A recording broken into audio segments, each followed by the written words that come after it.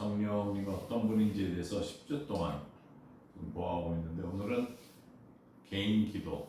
지난주에 우리가 방언에 대한 것은 예언하고 같이 보면서 메시지가 하나님으로부터 방언으로 주어졌으니 누가 통역을 해서 거기에 메시지가 전달이 되면 예언이라고 그랬는데, 오늘은 홀로 하는 개인 방언, 개인 기도를 보도록 할 겁니다.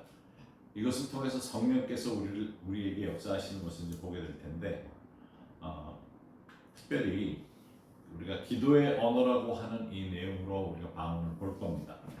그래서 앞서 성령님이 어떤 분인지 우리가 계속 지금 지난 9주 동안 보면서 성삼위일체의 성령께서 비밀한 것을 드러내시고 우리에게 알려주시고 하는 내용을 공부했습니다. 근데 이번에는 성령께서 방언을 통해서 우리를 통해서 기도를 하시는데 그게 어떤 것인지 보도록 할 겁니다. 특별히 이것을 하늘의 언어라고 하기도 하는데, 지난주에 앞서 보았던 그 방언과 예언과는 조금 다른 것이 있을 겁니다. 이거는 주로 골방에서 나홀로 기도할 수 있는 그런 우리가 일반적으로 아는 방언이라고 할 수 있어요. 근데 사실 이 성령이나 방언에 대한 것을 들어보지 못한 분들도 많을 겁니다. 왜냐하면 교회가 그 교단의 배경에 따라서 조금 등한시했었고 또 광신적으로 추정하는 사람들 때문에 그렇게 될까봐 걱정하는 사람들도 있었고 한데, 사실은 성령님이 삼위일체 한 분이라는 것에 대해서는 모두가 동의를 합니다. 그래서 그분을 알아보고자 우리가 공부를 했던 것이고, 그 성령의 모습을 이제 성삼위일체의 모습을 잘 그려내고 있는 것이 누가복음 15장에 비유가 있습니다. 예수님이 말씀하신 비유는 실제 어떤 일이 있어서가 아니라 그런 것을 설명하기 위해서 말씀을 해주신 내용인데, 그 내용에 보면 첫 번째가 99마리의 양을 놔두고 길 잃어버린 한 마리의 양을 찾으러 가서 목자에 대한 비유가 나오고, 그 비유입니다. 예수님이 그렇게 하셨다는 게 아니라 비유고, 그래서 거기서 가르쳐 주는 것은 잃어버린 양, 우리를 양으로 표현했을 때 예수님은 모르고 죽어간 아니면 어려운 데 처한, 그래서 그 유명한 그림이 예수님이 벼랑 끝에 있는 어린 양 하나를 구부려서 이렇게 끌어올리는 그런 모습의 성화들도 있고, 그런데 그것이 하나가 있고, 그 다음에 같은 장에 한 드라크마, 굉장히 그 큰 동전을, 금화를 잃어버린 여인이 집을 다 청소를 하면서 찾아가는 그런 장면이 나옵니다. 그래서 잃어버린 코인을 찾는다. 다시 그것도 잃어버린 영혼 찾기 위해서 집안을 다 청소하며 찾아보고 구석구석 돌아보다가 찾는 비유가 나오고, 그 다음에 세 번째 비유가 탕자의 비유입니다. 잃어버린 아들을 기다리는 아버지. 근데 여기서 세 가지 공통점은 뭐냐면, 양을 찾았을 때 집에 와서 목자가 친구들 불러서 파티를 합니다. 찾았다고 기분 좋아서. 두 번째 비유도 드라크마를 찾았을 때 그 여인이 파티를 해요. 그리고 세 번째 탕자도 돌아왔을 때 아버지가 파티를 합니다. 영혼 구원이 있게 되면, 잃어버린 영혼이 돌아오게 되면 하늘나라에서는 파티가 일어나요. 그런데 여기서 보는 그 비유 중에 첫 번째 목자는 예수님인 거 다 알고, 탕자의 비유도 아버지인 것을 압니다. 그래서 삼위일체 중에 예수님과 아버지가 나타나는데, 그럼 세 번째 여인, 중간에 나오는 여인은 성령을 상징한다고 생각을 해요. 그렇다고 해서 성령이 여성이라는 의미가 아니라 그만큼 부드럽고 섬세하다는 것을 알려주고 있는 겁니다. 그래서 이 세 가지 비유, 예수님이 직접 말씀하신 것 중에 잃어버린 양을 찾는 목자, 잃어버린 드라크마 찾는 여인, 그 다음에 잃어버린 아들 찾는 아버지, 기다리는 아버지에 대한 성삼위일체의 비유가 나와 있습니다. 그래서 이 성삼위일체는 늘 함께 계셨어요. 창조 때부터 같이 계셨고 늘 함께 하고 계시다고 말씀을 드렸는데, 우리가 이 방언에 대한 것을 이해를 하려면 창세기 11장 말씀을 이해를 해야 합니다. 그 당시에는 언어가 하나였어요. 그래서 이 말씀을 보면 11장 6절에서 8절 보면 저들이 바벨탑을 지어 올라갑니다. 교만해져서 하나님께 가까이까지 갈 수 있다 생각을 하고 지어 올리는데, 여호와께서 이르시되 이 무리가 한 족속이요 언어도 하나이므로 이같이 시작하였으니 교만한 상태에서 시작하였으니 이후로는 그 하고자 하는 일을 막을 수 없으리로다. 자, 우리가 내려가서 여기서 우리 할 때 성사 밑에 하나님 거기서 그들의 언어를 혼잡하게 하여 그들이 서로 알아듣지 못하게 하자 하시고 여호와께서 거기서 그들을 온 지면에 흩으셨으므로 그들이 그 도시를 건설하기를 그쳤더라.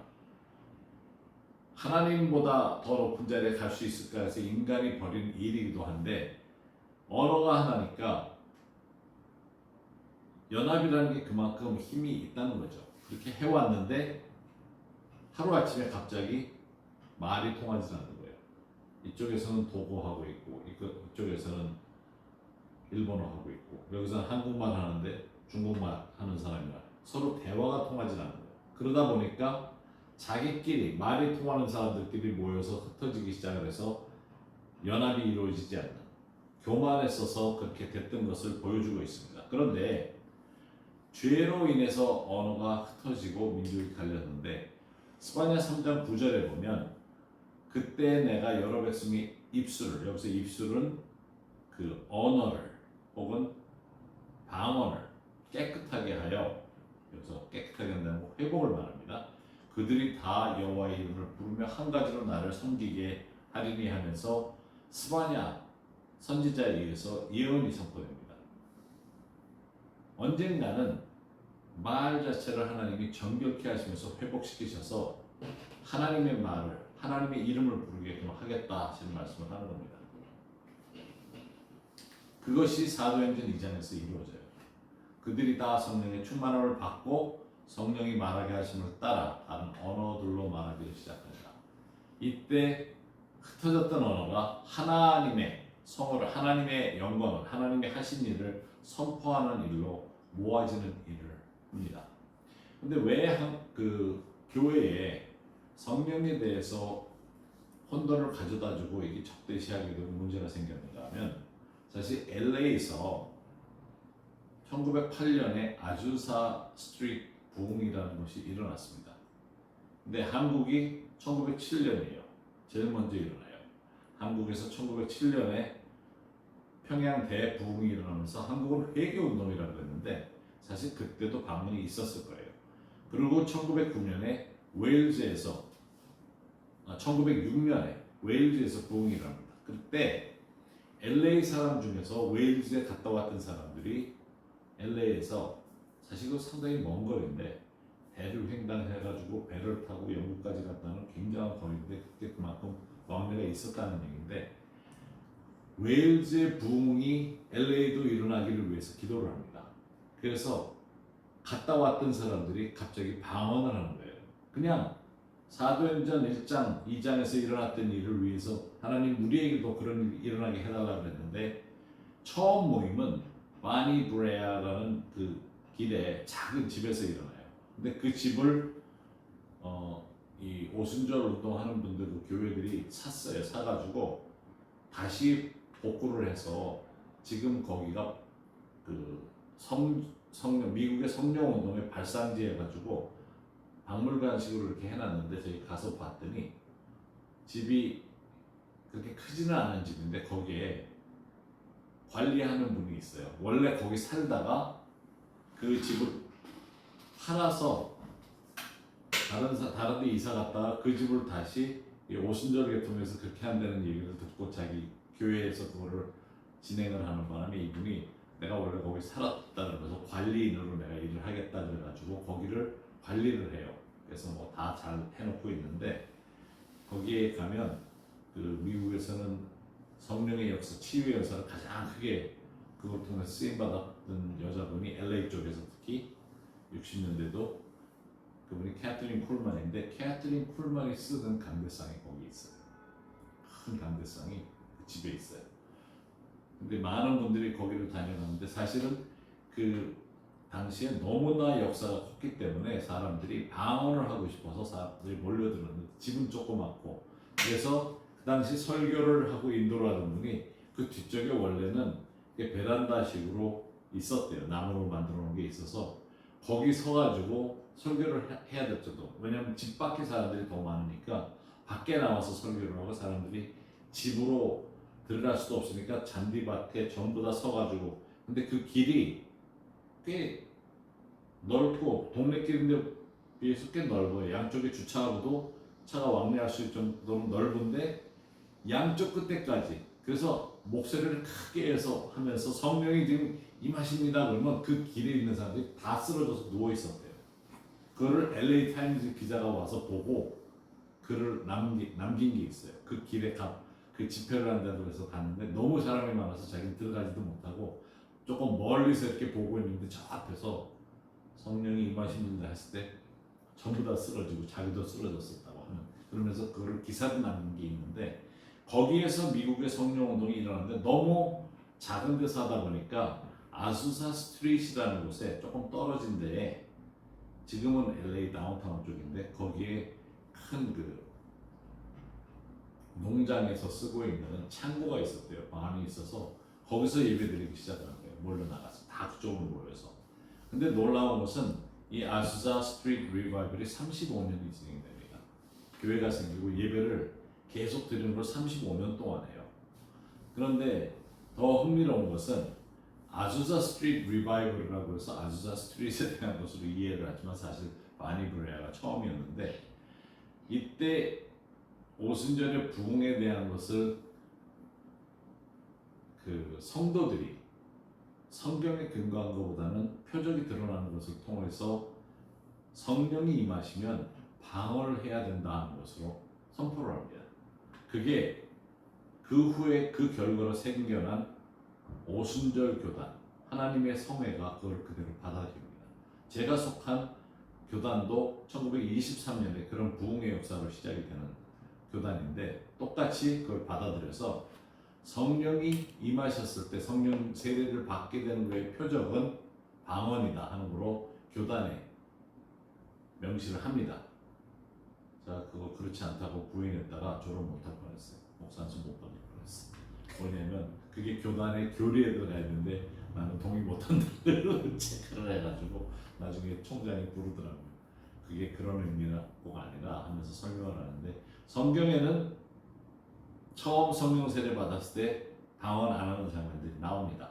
그래서 꼭 그렇지 않아요. 저도 성령 세례 받았을 때 9개월 한 3개월 지나서 방언을 하기 시작했기 때문에 물론 성령 세례 받으면 방언을 하는 사람들이 많은 건 맞습니다. 근데 그것 때문에 교단에 시비가 걸렸어요. 성경이 있다 없다. 왜냐하면 본인은 방언을 못 하는데 저 사람들은 방언 가지고 얘기를 하니까 그게 이제 성경적으로 맞느냐 안 맞느냐 그게 문제가 됐는데 그거를 그대로 받아들인 것이 여의도 순복음교회고 여의도 순복음교회가 갑자기 부흥하면서 한국교회도 방언이 성령 세례의 표징이다 아니다 이거 가지고 이제 나중에는 구원 받았는지 아닌지도 방언을 통해서 알 수 있다 이렇게 돼버리니까 싸움이 생긴 거죠. 근데 그것이 중요한 건 아니고 방언은 필요하다는 것은 이제 얘기를 하려고 하는데 첫 번째 방언은 성경들입니다. 그래서 우리는 방언을 할 줄 알아야 돼요. 고린도전서 14장 2절에 방언을 말하는 자는 사람에게 하지 아니하고 하나님께 하나니 이는 알아듣는 자가 없고 영으로 비밀을 말합니다. 내가 방언을 홀로 기도할 때 이거는 밖에서 하는 게 아니라 방 안에서 볼방에서 할 때를 이야기합니다. 홀로 기도를 할 때에 방언을 이렇게 할 수 있어야 됩니다. 그래서 하나님께 방언을 하는 거라 내 안에 영으로 비밀을 말하는 것을 기억을 해야 됩니다. 이것은 굉장히 유익한 거죠. 하나님께 말한다는 것은 기도를 하는 건데 방언은 나 홀로 기도를 하면서 내 마음에 있는 모든 비밀까지도 그대로 이야기를 다 해요. 그래서 영어로 대한 말씀이라는 것을 주목해서 볼 필요가 있는데 하나님께 기도를 하는 것은 다시 얘기해서 내가 가진 은사를 방언의 메시지를 사람을 위해서 하는 게 아니라 하나님을 향해서만 이야기를 한다는 겁니다. 고린도전서 14장 14절에서 17절 보면 내가 만일 방언으로 기도하면 나의 영이 기도하거니와 내 영이 혼이 아니고 나의 마음은 열매를 맺지 못하리라. 그래서 내 혼이 이해를 못한다는 말이고 그럼 어떻게 할까? 내가 영으로 기도하고 또 마음으로 기도하면 내가 영으로 찬송하고 또 마음으로 찬송하리라. 우리가 혼으로 기도하고 혼으로 찬송하는 걸 합니다. 마음으로. 그래서 그거는 우리가 평소에 해요. 뭐 예배 때 대표 기도하는 것도 마음으로 기도하는 분들이 기도하는 거죠. 혼으로. 그리고 마음으로 찬송한다는 것은 우리가 찬송하듯이. 근데 영으로도 기도하고 영으로도 예배하는 가운데 찬송할 수 있다는 거죠. 그렇지 않으면 아니하면 내가 영으로 축복할 때 알지 못하는 저지에 있는 자가 내가 무슨 말을 하는지 알지 못하고 내 감사해 어찌 아멘하리요. 너는 감사를 잘 하였으나 그러나 다른 사람은 더욱 세움을 받지 못하리라. 이 이야기는 내가 대표 기도를 5분 동안 방언만 하고서 내려가면 중간에 동의합니다 하는 아니면 축복합니다 하면서 아멘을 했으면 좋겠는데 무슨 말 하는지 아무도 모르니까 아멘을 할 수가 없다는 거죠. 그래서 그런 방언이 아니라 평소의 대표 기도는 우리가 아는 언어로 하는 거죠. 찬양도 마찬가지로. 그런데 방언으로도 나 홀로 기도하면서 나 홀로 찬양할 수 있다는 거죠. 그래서 이것을 우리가 좀 잘 생각해 볼 필요가 있어요. 바울이 자신이 본인이 방언을 많이 했었기 때문에 그 차이점을 설명을 하면서 교회에 이해를 시키려고 합니다. 방언만 하게 되면 내 영으로 기도하고 있기 때문에 이해는 부족하지만 나 자신에게 유익은 돼요. 굉장히 유익이 많이 됩니다. 그 내용을 깨달을 수 있으면 좋은데 많은 경우 깨닫지 못하고도 하나님께 계속 비밀한 걸 던져놓을 수가 있다는 거죠. 그래서 이 메시지가 우리가 평소에 교회에서 던졌을 때 번역이 되면 그것이 예언 메시지가 돼서 아멘할 수 있지만 알아듣지 못하면 할 수 없다는 걸 말합니다. 그래서 바울은 본인이 영어로 기도하는 것을 자신 있게 말을 합니다. 내 마음에서 있는 것도 기도를 하지만 그것은 내가 들을 수 있고 이해할 수 있는 거지만 혼의 기도니까 영어로 기도할 때도 많다는 것을 말합니다. 우리가 늘 혼으로 기도하고 혼으로 예배드리는 찬양하는 것 쌤은 초점 맞추고 신앙생활을 하다 보니까 바울이 말하는 것에 대해서 조금 이해가 안 될 수 있어요. 그렇다고 아니다라고 부인을 할 수 없는 게 이게 성경에 있다는 것을 강조하는 겁니다. 로마서 8장 25절에서 28절에 만일 우리가 보지 못하는 것을 바라면 참음으로 기다릴지니라.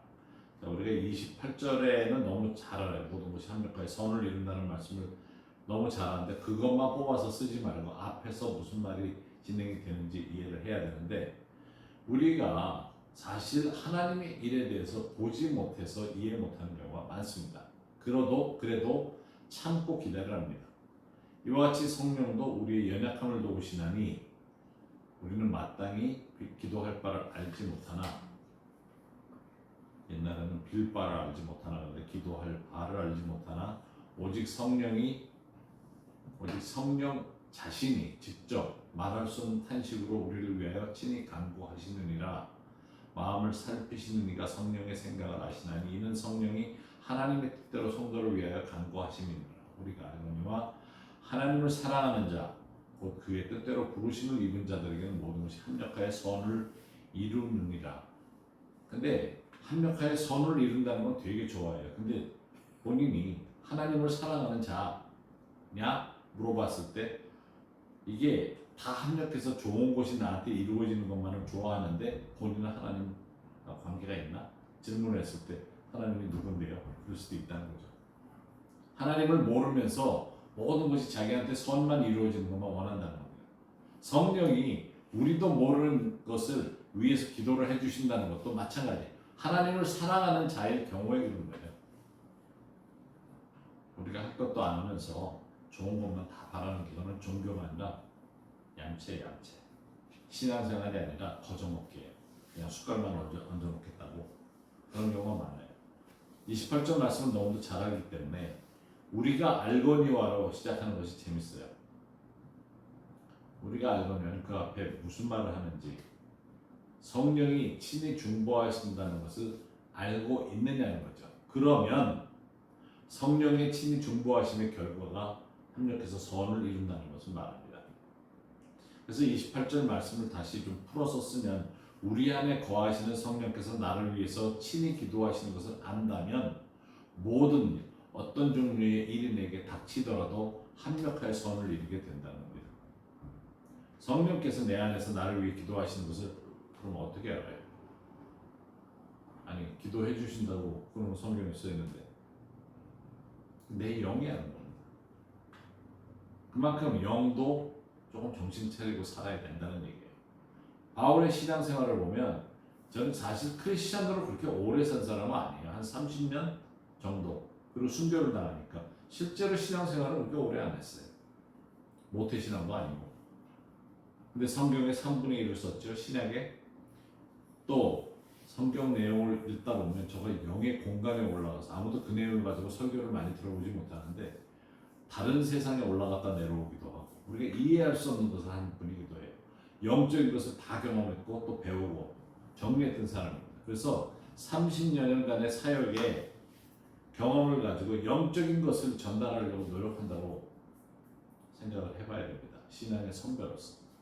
바울은 그와 같은 영의 세계에 대한 것을 경험한 것을 영감을 가지고 서신을 써나가는 것도 있고 전도의 삶을 살았던 겁니다.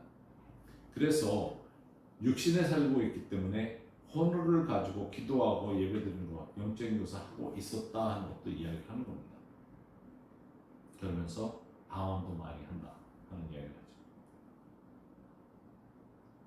요즘 경제가 어렵고 삶이 어떻고 그러니까 돈이 벌어지는 사회에 들어가면 다 힘들다 그래요.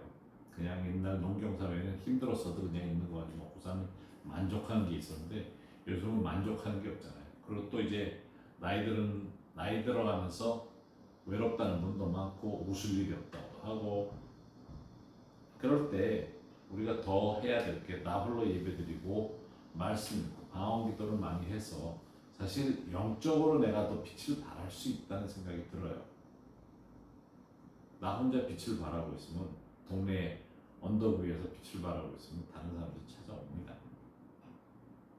성경적인 것을 가지고 해보라는 거죠. 또 이 기도의 방언은 우리를 강건케 해줍니다. 고린도전서 14장 4절에 방언을 말하는 자는 자기의 덕을 세우고 예언하는 자는 교회의 덕을 세우라. 교회 앞에 서서 설교하고 앞에 서서 뭐하고 예언하는 그런 거 별로 좋아하지 않는 사람들 많아요. 성격상 남 앞에 쓰는 거 싫어하고 힘들어하는 분들은 그거 신경 쓰지 말고 그냥 혼자 방언을 하는 거를 자주 해서 내 자신의 덕을 세우라고요. 덕을 세운다는 그런 의미는 물론 여러 분야에서 써요. 근데 여기서 덕을 세운다는 의미는 근육을 키운다는 말입니다. 방언을 하면 근육이 커져요. 팔뚝이 굵어져요. 여자들은 안 좋아할지 모르지만 힘이 세진다는 거예요. 그리고 또 다른 의미가 덕을 세운다는 같은 말의 의미가 그 벽돌을 하나씩 쌓아간다, 집을 지어간다는 그런 의미예요. 커진다. 그래서 덕을 세우는 것은 뭔가 내게 유익이 되고 내가 더 힘을 얻을 수 있고 하는 걸 말하는데 사실 저희가 이글스네스트를 하면서 짐을 많이 나눕니다. 박스도 많이 들고 어떤 거는 이렇게 무겁진 않아도 부피가 크면 들기가 힘들어서 두 사람이 들어야 돼요. 두 사람이 들 때 힘이 비슷해서 들어줘야지 한쪽으로 치우치면 같이 쭈그리고 앉아서 들어서 일어나려고 하는데 일어났는데 저쪽 사람이 일어나지 못하고 주저앉으면 그게 들리지가 않아요. 근데 너무도 많은 사람들이 요즘 기도 요청을 많이 해와요.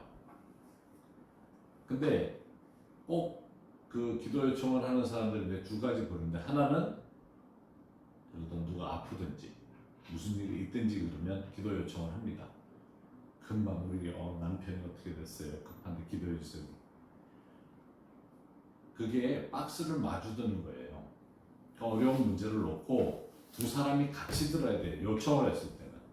그런데 본인이 힘이 하나도 없어가지고 비리비리한 사람이 그 무거운 문제를 같이 좀 들어주세요 하는데 같이 들으려고 일어서는데 나는 드는데 본인이 못 들으면 한쪽으로 쏠리면 그게 들리지가 않는다는 거예요. 기도도 마찬가지죠. 똑같아요. 짐이거든요. 문제, 어려움 마주보고 들어서 올릴 수 있는 평소에 기본적인 근육을 갖추고 있어야 된다는 겁니다. 그러려면 방언을 해야 돼요. 평소에 방언으로 기도를 하고 있어서 그런 문제가 생길 때 같이 들어올릴 수 있어야 됩니다.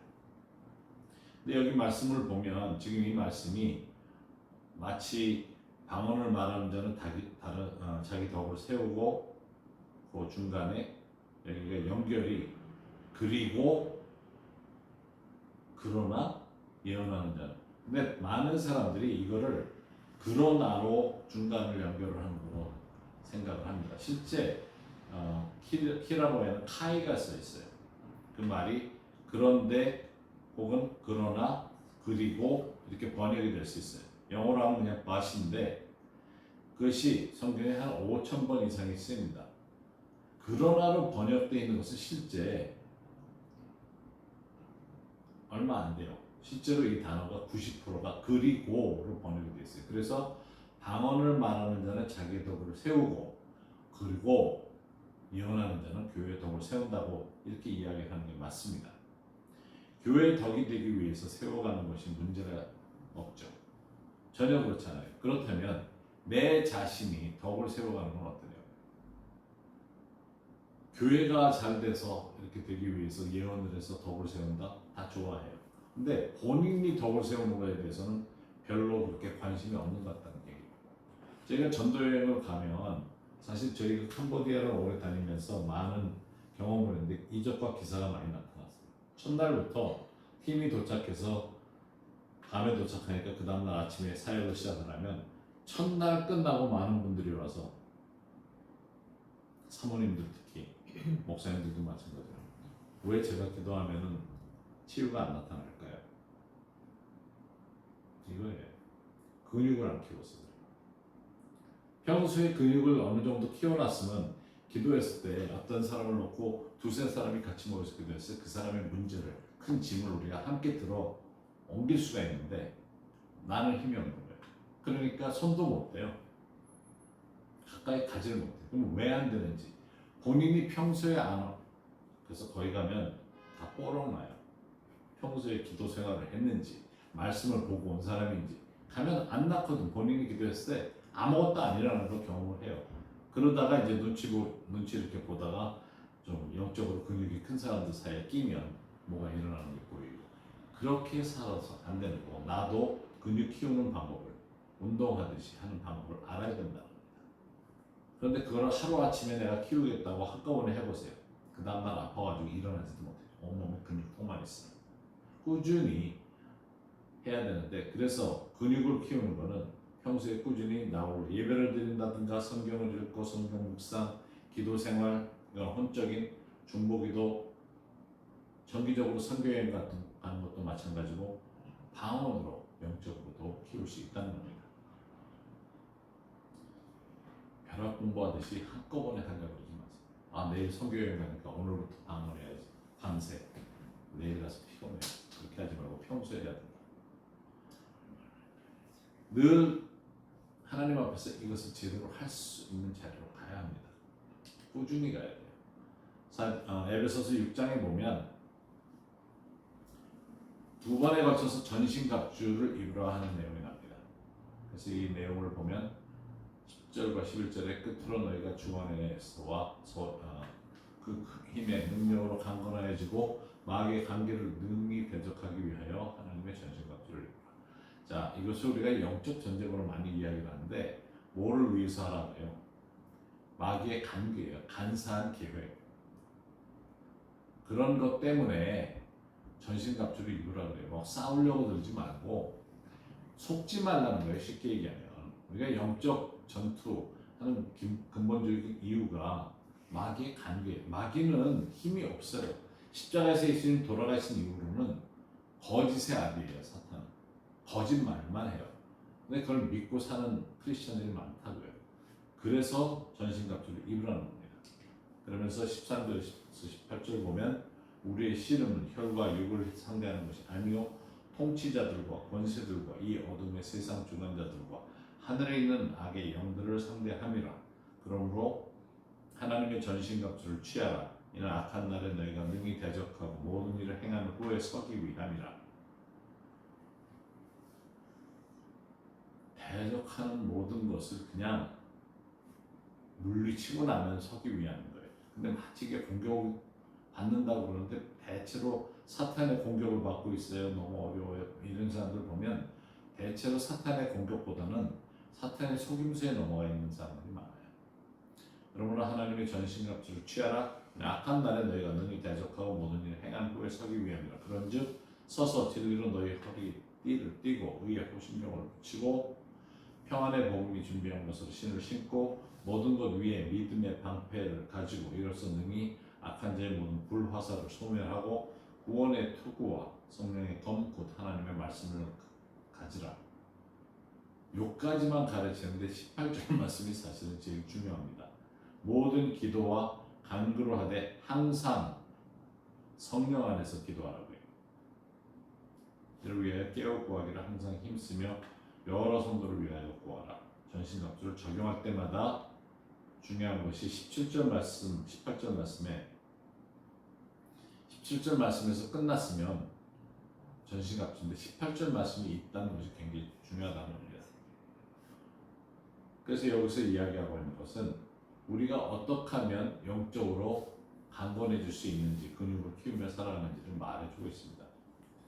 그래서 유다서 20절에 보면 사랑하는 자들아 너희는 너희 지극히 거룩한 믿음 위에 자신을 세우며 성령으로 기도하며, 성령으로 기도한다는 것, 방언한다는 것을 기억해야 됩니다. 방언으로 많이 기도하셔야 돼요. 근육을 키우기 위해서도 그렇고 평소에 내가 하나님 앞에서 덕을 세우고 하나님과 대화를 하기 위해서도 그렇고, 그래서 수시로 방언을 하는 거죠. 제가 미국에 가서 제일 먼저 배운 게 그 친구가, 이 친구는 그때 뭐 공간도 크지 않은데 샤워만 들어가면 방언을 해요. 큰 소리로. 그래서 저 친구 샤워하는구나 금방 알 수 있어요. 평소에는 그렇게 안 하는데 샤워 때문에 내가 한번 물어봤어요. 왜 샤워만 할 때만 그렇게 방언을 하냐면서 물어보니까 성경에 분명히 방언을 많이 하라고 했는데 다른 사람이 있는 데서 하기가 좀 그래서 혼자 하는데, 그래서 혼자 하는 건 정도 창문을 닫고 하든지 창문 열어놓고 하니까 다 들린다 그랬더니 막 웃더라고요. 나 혼자 하니까 상관없다. 근데 진짜로 그분이 그렇게 하는 걸 보는데 몇 년 후에 만났는데 아직도 그렇게 하고 있어요. 그런데 그분의 영적인 상태가 너무 다른 거예요. 모든 게 그냥 보여지고 모든 것을 쉽게 이해하고, 그래서 너무 놀라울 정도로 하나님이 하시는 걸 볼 수가 있었어요. 방언을 많이 해야 합니다. 세 번째, 이 기도의 언어는 선택입니다. 왜냐하면 피곤하다고 저 짐에 가서 운동을 해야 되는데 오늘 피곤하니까 너무 이 회원권 끊어놓고 한 번도 못 간 적이 한두 번이네. 하기는 해야 되겠다 필요는 느끼는데 가기가 싫은 거예요. 방언도 마찬가지예요. 하기는 해야 되고 많이 기도해야지 귀찮으니까 안 해요. 그러다 보니까 있는 근육마저도 사라져. 하나님은 우리 만남의 장소에 늘 와 계신다니까요. 약속을 우리가 어기지. 실제로 방언을 강제로 하라고 그러지 않으세요. 11조도 강제로 하라고 그러지 않으세요. 그냥 선택의 여지만 주고 계세요. 심지어 기도를 할 건지 말 건지도 내 의지에 달려있다는 거죠. 그래서 바울도 내가 기도하면 하면서 말씀드렸고, 기도하라, 아니 해야 된다 이야기는 하지만 하는 선택은 나한테 달려있다는 거죠. 근데 방언에 대한 약간 두려움도 있어요. 내가 선택을 해서 내가 방언을 말하면 갑자기 성령이 임하셔서 나 슈퍼마켓 가가지고 거기 있는 마이크 들고 방언을 하라 그러면 어떡하지? 절대 그렇게 안 하시니까 걱정하지 마시고 평소에 홀로 방언을 많이 해야 된다는 거예요. 근데 많은 사람들이 또 그걸 물어봐요. 이 성령 세례 가르치고 방언에 대한 걸 이야기를 하면 저 방언 받다가 마귀 방언하면 어떻게 돼요? 그럼 어떻게 될까요? 그래서 성령의 은사는 거룩한 분의 은사예요. 그러니까 잘못 이해하는 게 하나님의 존재는 저 위고 마귀의 존재는 우리 밑이에요. 근데 속아가지고 마치 마귀가 그 위에 있어서 마귀가 우리한테 방언을 준다. 하나님을 이해 못하는 것도 있고 성경 자체를 이해 못해서 그런 질문을 해요. 누가 그러더라. 그런 사람들 만나지 않는 거예요. 누가복음 10장 11절에서 13절 보면 너희 중에 아버지 된 자로 누가 아들이 생선을 달라 하는데 생선 대신에 뱀을 주며 알을 달라 하는데 전갈을 주겠느냐. 너희가 악할지라도 좋은 것을 자식에게 줄 줄 알거든 하물며 너희 하늘 아버지께서 구하는 자에게 성령을 주시지 않겠느냐 하십니다. 하나님은 좋은 것 구하는데 나쁜 걸 주시는 분이 아니세요. 그러니까 하나님을 모른다고 하는 이야기가 그거예요. 하나님을 모르니까 무슨 마귀 방어 같은 소리가 없어. 그런 게 어디 있어? 하나님께서는 우리가 구하는 것을 좋은 것을 주십니다. 제대로 구하지 않고서는 반나 안 주신다고 하는데 똑같아요. 자꾸 근육을 키워야 하나님을 더 알고 하나님이 이런 걸 내가 구하시면 주시는구나 하는 걸 알게 된다는 거죠. 아무것도 안 하고 앉아있으면서 우선 일만 벌리고 있으면 다 채워주실 거로 착각을 하고 있어요. 은혜의 선물은 하나님께 속한 거나 언제든지 주기로만 하세요. 그래서 방언을 못한다. 그럼 구하시라고요. 홀로 있을 때 하나님 나 방언하고 싶어요. 나도 방언하면 안 될까요? 여쭤보세요. 그러면서 입을 열어 기도를 하시라고 내 말로 시작을 하다가 어느 날 갑자기 좋은 말, 새로운 말, 변화를 가져다주는 방언을 하게 됩니다. 이런 영적인 경험을 하라고요. 하나님이 살아계신가 살아계신지 아닌지 잘 모르겠다. 아니 영적인 경험을 하고 나면 그게 왜 의심이 가요? 의심이 갈 수가 없어요. 하나님이 살아계신 거에 대해서. 그리고 천국에 대한 소망, 밤낮 요새는 그런 얘기 안 해. 하도 교회가 노인들만 있어가지고 천국에 빨리 가시라고 그러는 얘기를 들릴까봐 그런지 옛날에는 천국의 소망 같은 얘기도 많이 하고 하늘의 영광 많이 얘기를 했는데 다들 가기 싫어가지고 버티고 있는 사람들이 있어서 그런지 하늘나라에 대한 얘기를 함부로 못해요. 그게 아니에요. 여러분들이 영적인 경험을 하고 나면 하나님이 얼마나 좋은데 이 땅에서 땀 흘리고 앉았냐고요. 오늘 같은 날 하늘에 그게 없는데 그래서 방언을 주신 것을 여러분들이 영적인 경험을 해보셔야 돼요. 구하세요. 그리고 기다려보세요. 저는 사실 성령 세례를 받고 나서 제일 먼저 변화된 게 마음에 평강이 왔어요. 너무 평화가 임하면서 너무 좋았고 그러면서 그 다음에 느끼기 시작한 게 내 마음이 평강이 올 때마다 주님이 인도하시는 걸 알게 됐고 그러고 나서 한 3주 있다가 방언을 하기 시작했어요. 찬양 인도하려고 섰는데 찬양 인도하는데 갑자기 말이 바뀌더라고요. 그래서 방언을 하고 있더라고요. 근데 많은 영어 하는 분들이 영어를 잘하면 영작을 하잖아요. 영어로 작문을 쓴다고. 방언도 자꾸 하다 보면 문장으로 나와요. 방작이 돼요. 그러니까 자꾸 언어를 하면서 센텐스를, 문장을 만들어가고 싶죠. 기도의 언어는 목마름을 채워줍니다. 은세에 대해서 이해가 없는 사람들 때문에 좀 혼돈이 들을 수 있지만 마음이 뭔가를 자꾸 풍성해지는 것을 알 수 있어요. 그 말씀 중에 제일 우리 성경에 나와 있는 것 중에 요한복음 7장 37절에서 39절 말씀을 보면 명절 끝날 곧 큰 날에 예수께서 서서 외쳐 이르시되 명절 끝날이 이날이 초막절을 이야기하죠.